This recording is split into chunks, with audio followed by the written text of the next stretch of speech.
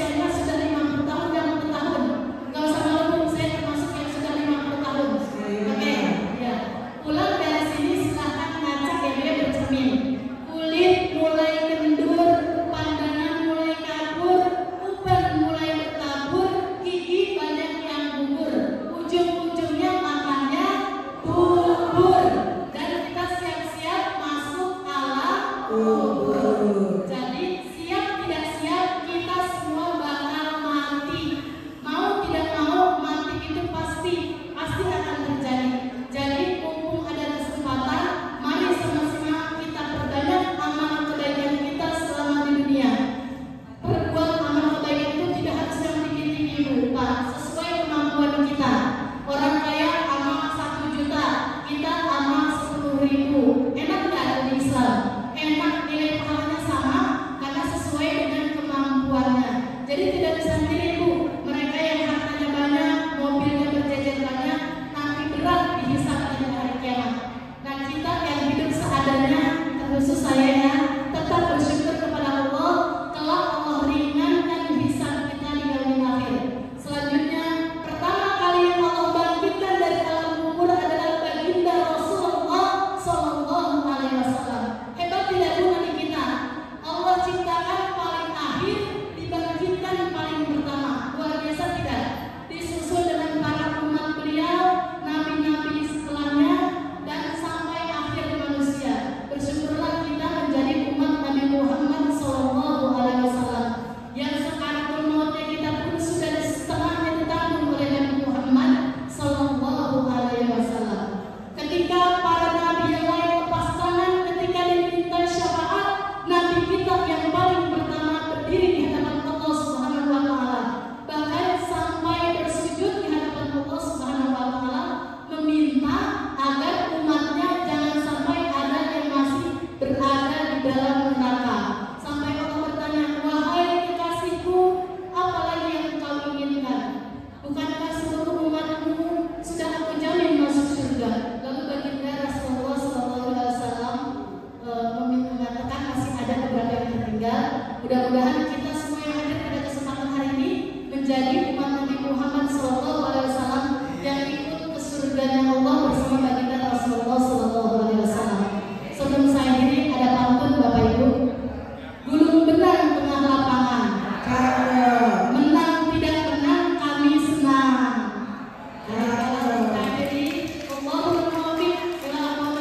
Wassalamualaikum warahmatullahi wabarakatuh.